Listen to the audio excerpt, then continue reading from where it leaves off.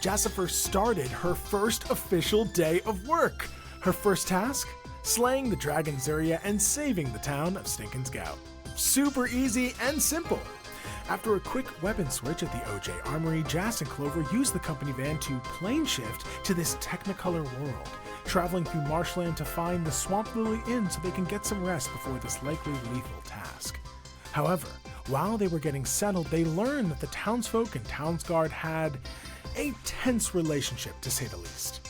Upon entry, the guards were quite rude to the patrons and owner of the bar, and when Clover and Jass revealed why they had come to the village, the guards left angrily, sending the townsfolk who remained into a panic. The bartender, Cinnabar Sapale, informed them that the guards and their leader, Magistrate Ammon Plumblum, were sent from the kingdom to protect Stincan's Gowt, but so far their only attempt to stop Zuria had led to increased aggression from the dragon. It turned out this quest was a bit more complicated than it first seemed.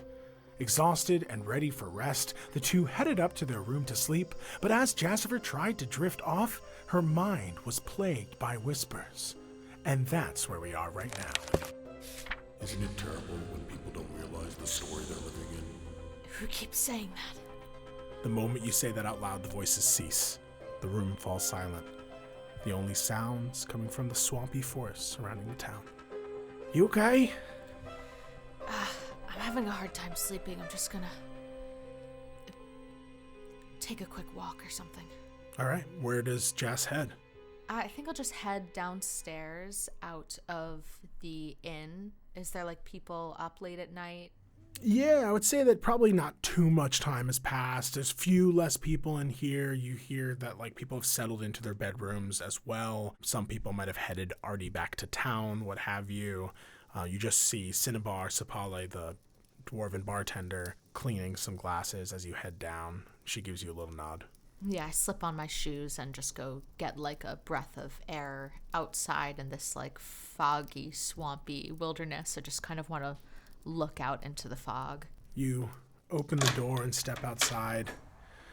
You see the twinkling stars above, this strange ochre sky, the purple forest beyond, darkness obscuring so much.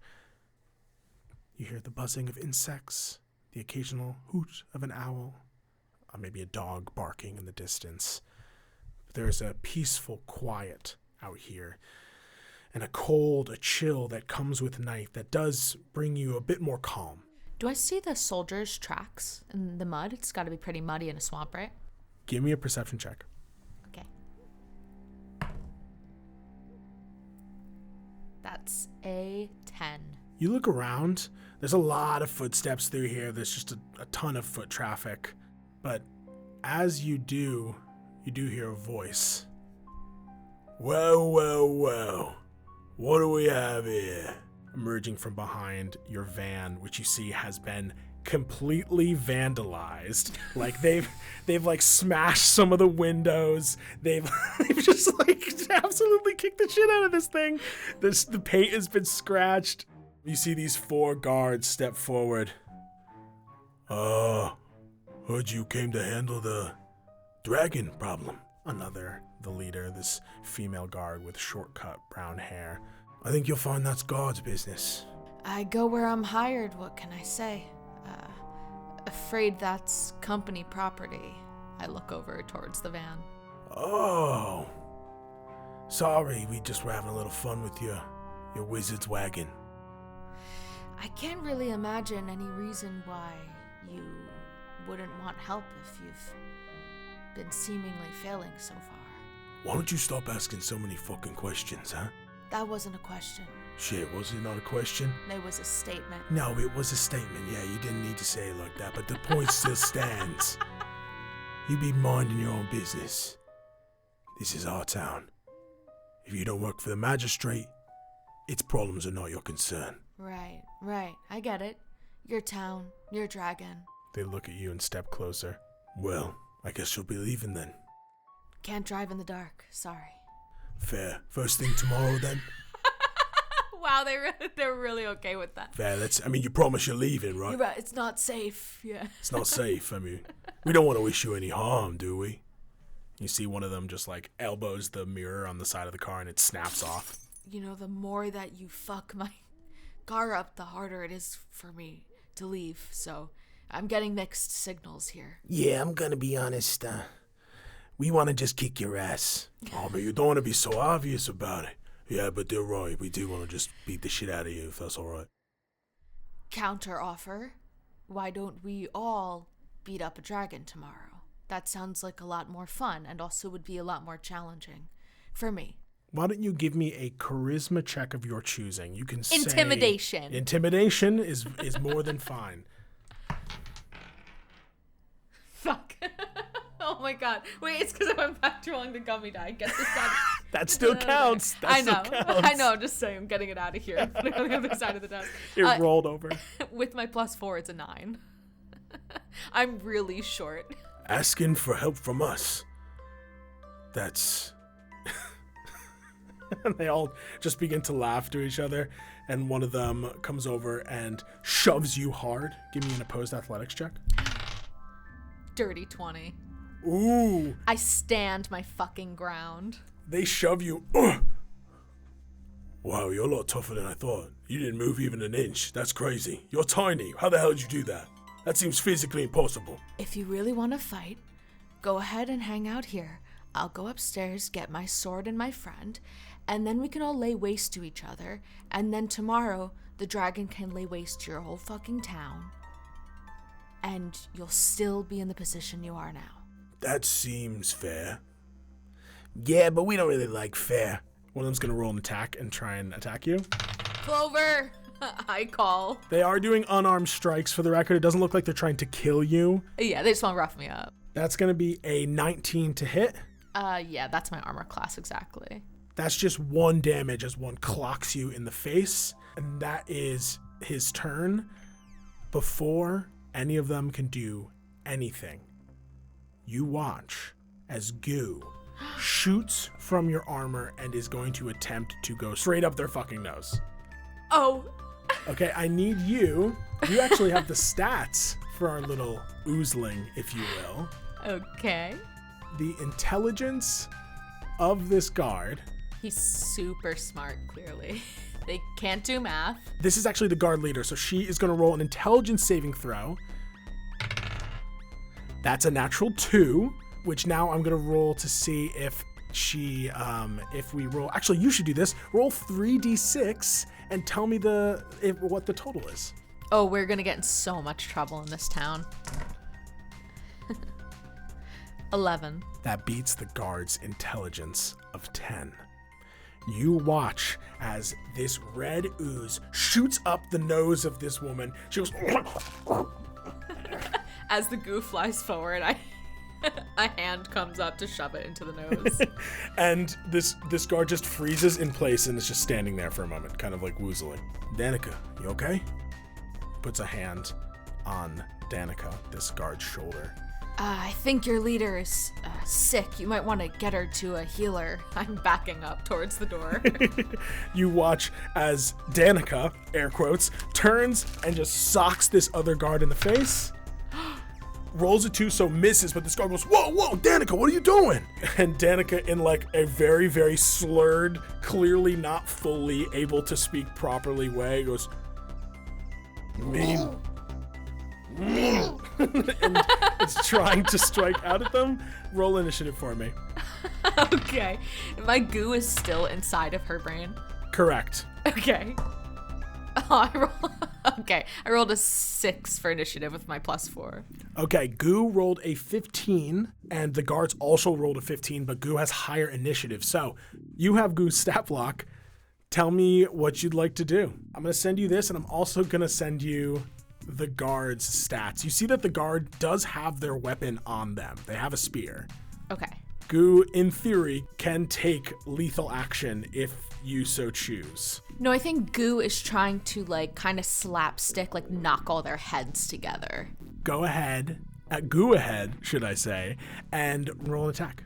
Goo, inside the mind of this guard, is going to just, like, I think almost as if, like, a reflex were happening in Danica's body, like, repelling against, like, a parasite. She, like, bends forward to, like, put her head in her own hands, but like slams her head into another guard's head on the way. That's only a 7. Tries to swing out and misses. One of the guards is like, what's going on? What's going on? Tries to grab and like stabilize her. They're going to try and grapple her on their turn. They succeed. They manage to like tackle Danica to the ground. You see that this woman's eyes are wild, but in a like dulled way. Like they're fully open. Information is being pulled into this creature's mind, but yet they seem vacant of actual sort of like humanity, so to speak. Mm-hmm. It is your turn. You see that there are 4 guards total. One of them is being inhabited by goo. Jassifer says, holding her hands to her chin and looking around at the mess that she has gotten herself in.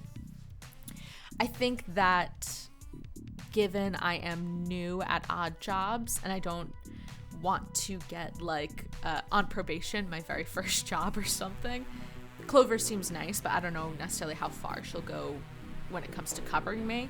I'm gonna try to take care of this myself. Whichever guard was being rudest to me besides Danica, I'm gonna try and, like, as they're all going in to, like, swarm towards Danica, just raise my elbow and kind of, like, knock it into his temple. I'm just trying to knock people out. All right, go ahead and roll an attack.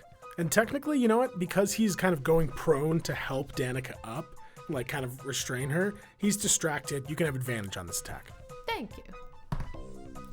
Great, a 19. Was that with advantage? Oh, no, that was regular. Might as well see if you crit. Wow, both were 19s. Ooh. All right, I do a damage to him. All right, you knock him in the head. You hear like there's like a ringing sound as you hit his helmet and he collapses over. These guys are not very strong. They are guards, so they do have like enough hit points that they're not killed by a single hit. Yes. But he's like clearly like, oh, reeling backwards. Everyone knock it off. Go home.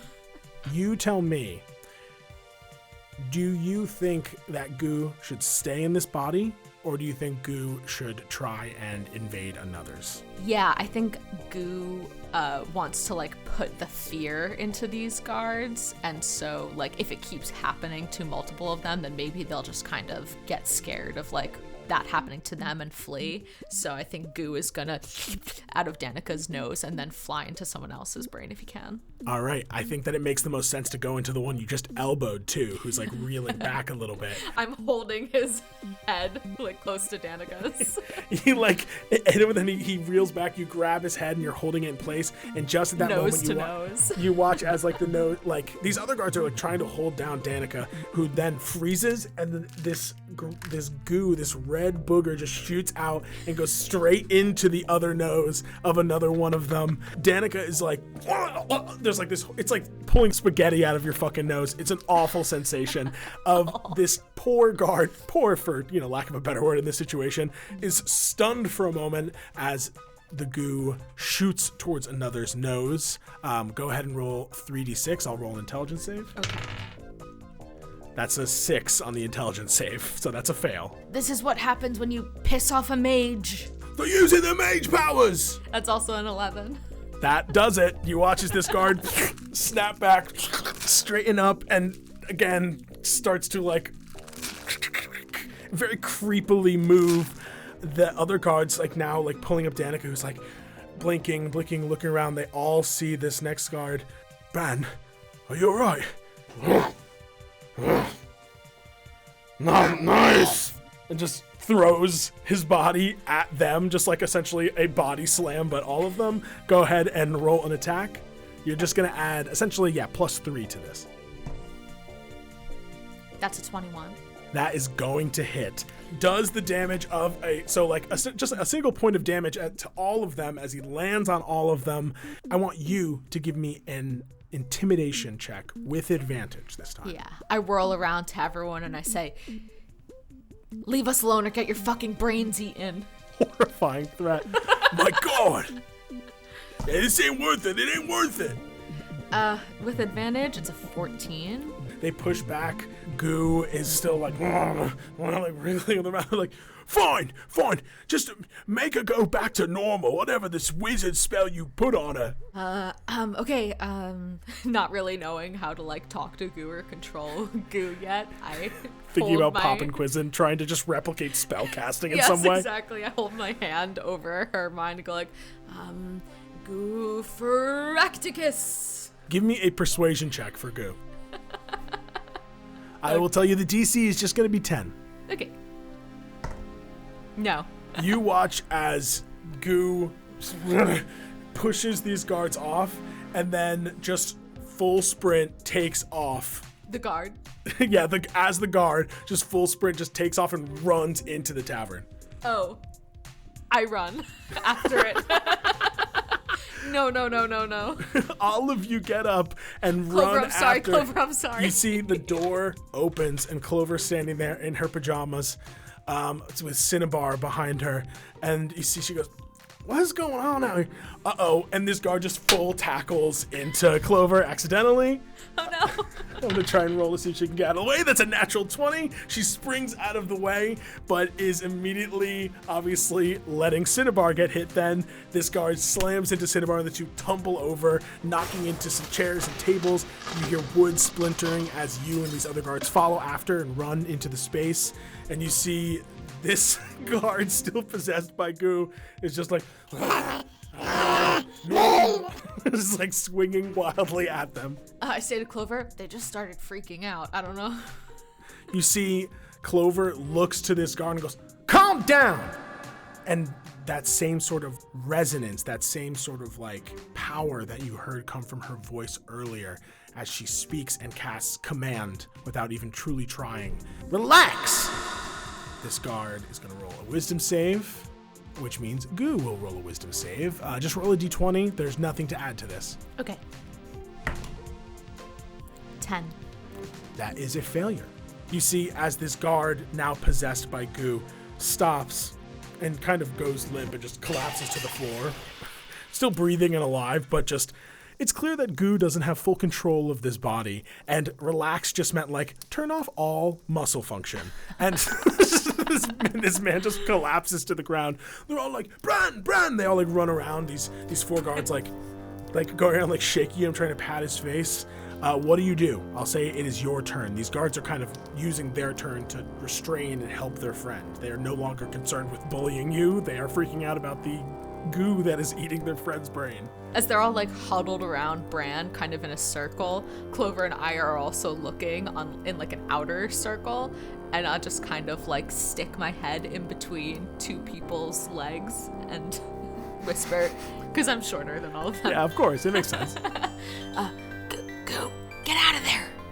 Come on! Yeah, Goo. Is that what we're calling this thing? I don't know, what is it but a goo? What is it but a goo? Hey! Why don't you give me a persuasion check for what is it but a goo? What is it but a goo? What is it even but a goo? Alright. Natural 20. That is a critical success. And as we have established this campaign, natural 20s mean essentially best case scenario. So Clover rolling a natural 20 meant that she not only completely avoided that tackle, but that it hilariously happened to someone else. You tell me what happens with this natural 20. I think that the guard is like in this relaxed heap and starts like almost kind of like shivering, and everyone's like looking at them like maybe they're gonna have some kind of like fit or something, but then they just rear their head back and then sneeze very violently, and as they cover their nose, the goo just kind of is like ejected onto the floor, just like snot blast. Yeah, through everyone's like feet, and so it's just kind of like sneezed out without any like big kind of noticing happening around. Nobody notices the goo that is now gone. I feel it like working its way wetly up my leisure clothes, and I'm very upset about how many people's nose germs are on me right now. And how many followers we just lost from this entire scene. But you watch as this guard finally kind of... Ring that bell. Ring that bell, baby. You see as that guard finally gains sort of like sentience again. Danica and Bran now both like blinking. They get helped up by their fellow guards. And one of the other ones goes, "That's the last time, Cinnabar. It's the last time." And they walk out. So the van is pretty fucked up. What the hell did you two do? You see this dwarven bartender slams her fist on the counter and is looming over the two of you as you collect your bearings. I went outside for a breath of air. Your very pleasant and wonderful town guards were defacing our transport, and then they threatened me and told me to get out of town. We ended up in a scuffle, and I very helpfully prevented any further bloodshed from happening. You're welcome. Clover's rubbing her head. "Oh, God. Odessa's gonna kill us. That's gonna come out of our paycheck. I just know it." Maybe she has insurance on that kind of thing, though, huh? She should really have the chameleon thing working. Cinnabar looks at the two of you and goes, "You have to solve this problem, or it'll be my head. If they know that we've contacted you, and you've given them this much trouble, the only thing that will save us now is if that dragon is dead, and that your efforts can be seen as heroic." Well, that's the plan. Yep, that's the plan. Anyway, so we're gonna head back to bed. I'll talk to my friend here, my coworker. We'll settle all this. Don't worry, we are very good with people, so we'll take care of this. I'm very persuasive. We are very persuasive. Give me a persuasion check. Uh-oh.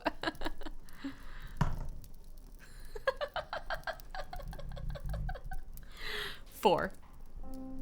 The little goo comes up by my ear. Solve this problem. Just solve it. As mages, our methods are very Enough. upsetting. Clover goes, "I think we're losing him with the mage thing." Yeah, Grabs I think you so and too. pulls you away, and the two of you head back up to bed. And as you close the door and are back inside your room, Clover goes, "What the hell was that?" Like you said, just bullies. I don't know. I tried my best to talk my way out of it, but it's not really what I'm good at. It's all right. You did break rule number 2 or rule number 3. One of the rules you broke, but I think we could just kind of blanket say that we broke all of them, and we'll start over starting now. Only rule following. The two of us, right now. Two of us, only rule following. I'm not worried or invested or feeling guilty about putting these people's lives in danger. Minding our business, it doesn't matter. We killed the dragon, and if the guards turn around and kill him the next day, well, that wasn't what we were hired for, right? Right. We get paid either way. Everything's fine. Good night. Good night. And the two of you roll over in bed and go to sleep. Staring at the ceiling. And you do get a long rest. Oh, yay. No more whispers? No more whispers. You head off to bed with no other issues. The sun rises, a new day in the world of Fjall. The day Zuria falls and the people of this village are freed from the terror she brings. Or at least our heroes hope. What does Jass's morning routine look like? I think sit-ups, push-ups, pull-ups, lunges, deep squats, lunges on the other side. We literally need to write some fucking like Some workout music, yeah. like that Chad music that always plays, the low pitched version of that club song. And it's just There's you some working DJ out like Bart crazy. Boy playing underneath, yeah, off of a wire radio. You're using the like speaking stone that Clover has to play music. Put it in a cup.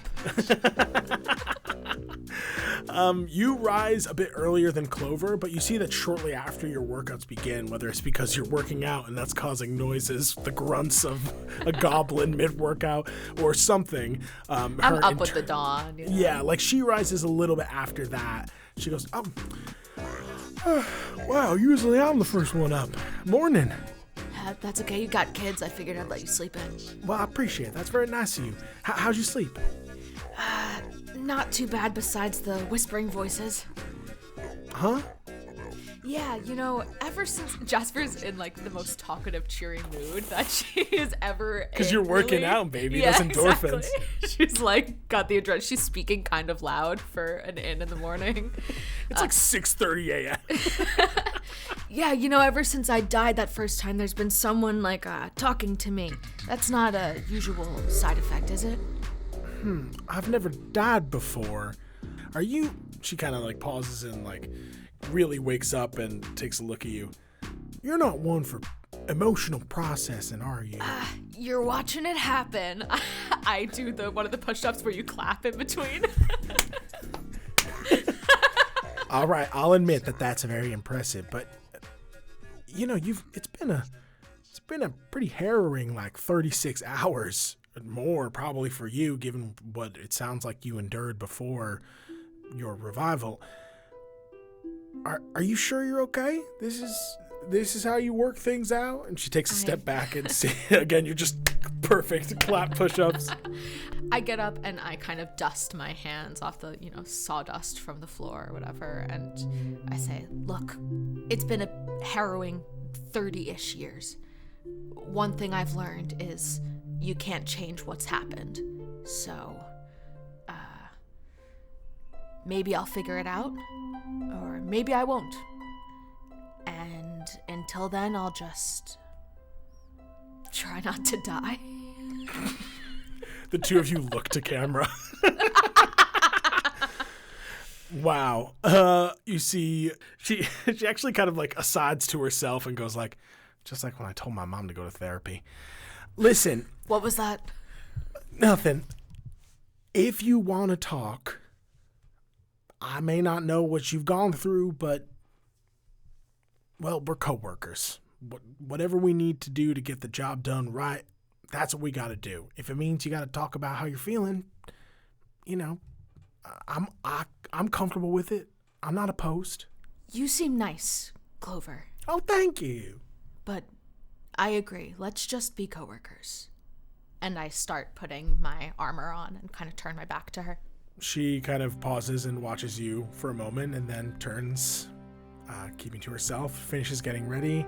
And after completing your morning routines, the two of you pack your things and head down the stairs to the bar below. You see the space is noticeably quieter, even though there was already so few people in it last night. There's obviously even less in the morning times. You see there's a few people having like breakfast and drinking some sort of warm coffee-like drink, and the dwarven bartender is not there. She must have had a long night and then chose to sleep in. So you see that there's a young half-elven woman with long tied-back black hair and honey-brown skin working the counter. Good morning. Morning. Nice to meet you. We're Jass and Clover. It's wonderful to meet you. My name is Epomia Amberon. Any breakfast to be had before we're on our way? Of course. Eggs and bacon, perhaps? I look to Clover. She seems to be the one with the dietary restrictions. You got any apples back there? Or? No. I'll just have some eggs. Eggs is fine. I'll have it with the bacon, thank you. Epomia goes back and begins to make your breakfast. A fruit for breakfast? You know, sometimes I just have like a little smoothie or something. You know, nothing. Protein smoothie. You ever had one of those? You might like one of those. No, that sounds good. I'm picturing like blended up meats. Yeah, you're like a little anime cloud above your head of like someone taking like bacon and putting it in a blender. Efficient. Pork belly. You just like nod and smile as shortly after breakfast is put before you, and Epomia leans forward and goes, Cinnabar told me that you were sent by Oddjobs. We cannot thank you enough for your help. She also stressed that you pissed off the guards and that it may lead to her death if you do not complete this job. And I must ask on behalf of my wife, please slay this dragon. Oh, Cinnabar's your wife. She's a lovely, lovely woman. A bit gruff, but once you get to know her, she's sweet and soft in the middle. Oh, ain't that sweet? Bit about them being homophobic now. And to think, we thought you guys were homophobes. You elbow her before she can finish that. Yes, we'll do our best. Do you know where this dragon's lair happens to lie? I myself have never traveled the woods, but my understanding of Zuria, the black dragon, is that she would find a place that is relatively secluded, dangerous to get to. The forest itself might even seem to get worse as you get closer. Got it. There'll be signs. Yes. And listen, quick question. I make sure to say this very, very quietly, like leaning in. Yeah, you lean in, and I'll also note that there are no guards here this morning. Okay. This array of guards, have they always been the force for the town, or have things, did that change with Plumbutt as well? Plum, you mean? Right. I did mean that. I think she said plum, right? Didn't that what you said? Epomia goes, well, the gods and the wizard came from the kingdom but a few months ago. They haven't been much help since they arrived, outside of the one mission they went on and failed. Before that, we mostly took care of ourselves. Cinna was sort of the de facto mayor of the town, if you will, before they arrived. Wow. All right, well, we'll see what we can do. She nods and goes, please, all of our lives, but especially my wife's, my lovely gay wife. I cannot stress how much I love her. Eggs in my mouth. Looking at Clover. Just crazy that we thought they were homophobes. I didn't think that. Right. Well, safe travels. Some people are hard to read is all. We really need to work on that. And you see Clover hands in, grows into her pocket and puts 5 copper on the table for your breakfast. After you guys finish up, Epomia wishes you well, and the two of you head back outside and are once again faced with the reality that your car was absolutely fucked with last night. It looks like they came back and threw a branch on top of it that wasn't there before. Yeah, wow. They fell a tree. Weird wizards? What is this? And they just not wrote even, in mud. that's not nothing. Even good. That's not even anything. That's nothing. It's almost kind of cooler than Oddjobs. Don't let Odessa hear you say that. Does this thing have a dash cam? There is, but it's really only monitoring us. She goes in and picks up the side mirror that was knocked off, and cleans out some of the glass. So this is at least a vehicle you can use. Yeah, I sweep the leaves off the top. You can tell that these guards they did want you to leave. Their intent was to bully you into leaving. So they didn't damage your tires or the way that the car can go. They basically were just trying to scare you off, yes, clearly being mind your business. This is our problem, none of yours. But you are unfazed by that, and the two of you get back in your van. You got everything? You need to go to the bathroom? No, you don't think this is all connected, by the way? Maybe the new magic straight, the new guard, the new dragon? She pauses. I know we're supposed to kind of mind our business, just kill a dragon, but just, do you think, what if, You there's just another said dragon last after? night we were going to start following the rules. But there's no rule against being curious, right? I suppose not. Nah, I am damn curious myself as well. I can't resist a good mystery. It does seem like the timelines are lining up in a way that seems like it is connected, but I don't really want to go into town after what happened last night. Yeah, no, we should look for this dragon. Let's just start with that. All right, well, buckle up. And you see she shifts it into gear, and it's the gas again. So, what does this one do? You click it. That's the reverse. And you guys go in reverse and just straight through the stables, straight through the back of the woods nearby. Oh, no. Let's get the fuck out of here. She goes, oh, hold on. She shifts another thing. You tear back out onto the open road. Oh, no. We hate crime. You drive for some time. The town of Stincan's Gowt getting smaller and smaller in the distance behind you. The dirt underneath the van's wheels turns to bumping wet rocks and roots, then slick earth and splashing water and mud. Clover just keeps like yapping and yapping about seemingly like everything and anything that she noticed as you take this path through the swampy woods north of the town. About an hour into your drive, you see the van like dips down one hill, driving through thick muck and water that comes up to like the center of the tires. You peer over and notice that. See the van is moving slow, but Clover's just foot on the gas being like, yeah, well, these missions aren't always easy ones, but I believe in us. I believe in our efforts. I think our tire might be spinning. What was that? And you hear just the sound of tires going. I crank open the window and lean down to look. You crank open this cracked window, which shatters the moment you crank it down. I do think it's like a Jeep, like an old car where you crank the window. This is like a commercial vehicle from the 90s. Like this is... The most tech is in the dash, and clearly in the tech that makes it be able to move, communication and teleportation. The actual mechanics of this van are very low tech by our modern standards. But you are correct; it is fully lodged in the muck at this point. You hear just like muck and water pushing back against the wheels and the rev of the engine, but no further do you move. Clover pressing hard on the gas with both feet, to the point in which you hear the engine like it's like starting to grind against itself in a way. We might have to go on foot from here, maybe. God damn it! Unless you can teleport 10 feet ahead. It feels like it could do that. She starts looking at the buttons. Oh, let's not risk it. She almost presses one that you see says self-destruct on it. All right, you're right. I was gonna say atomizer. Disintegration. She looks up and out at the dark forest surrounding you, the buzzing of flies and eerie moaning of unknown creatures in the distance. You notice a thick fog has rolled in, the sweet stench of earth hanging heavy in the air. She looks around, squinting her red eyes in the darkness, ears twitching. All right, well, let's get the gear on. She turns the keys, takes them out, puts them in her pocket, then leans over her chair, kind of rummaging in the back seat, pulling her satchel forward, and then pulling out these rabbit foot shaped navy wellies. I was gonna say your white fur is gonna get really stained in that. She just slips on the wellies, and they snap to her leg. It's good to get on the ground sometimes. She opens the door and goes, "Yeah, I love this." And just hops out into the mud, and it just splatters everywhere. This might take us more than a day, huh? I don't know if I can afford that, so let's wrap this thing up, shall we?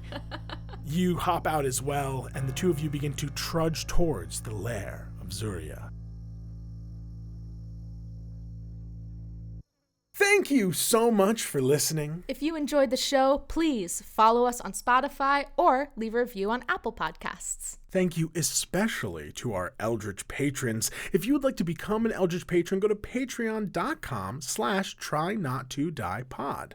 At the $5 tier, you get access to the afterlife. That's right, you get access to heaven or hell, it's up to you, via the exclusive talkback show where we discuss what happened during this arc. You also get access to a bunch of other bonus content like recipes from the show, polls, and other random stuff we're cooking up. But if you really want access to a bunch of other full-length episodes, sign up for the $10 tier for the content search where we play out usually canon one-shots, test out new systems, review nerdy media, and really do anything we can to entertain you, our Eldritch patrons. And of course, a huge thank you to Lore Party, the network that supports us. Lore Party Media is dedicated to celebrating the power of stories that shape who we are. If you enjoy our show, please check out their other shows, which you can see on loreparty.com, or you can just search Lore Party in your favorite podcast streaming platform. And you can check me out on Instagram, YouTube, and Twitch, all under the username Noah the Infuriator. No spaces, just Noah the Infuriator. While you're at it, hit up my socials too, Lise vs. Life, that's Lise vs. Life. Follow me on TikTok, and then while you're at that, follow Try Not to Die Pod on TikTok too, where we post clips of the show. Thank you again for listening, and until next time, try not to die.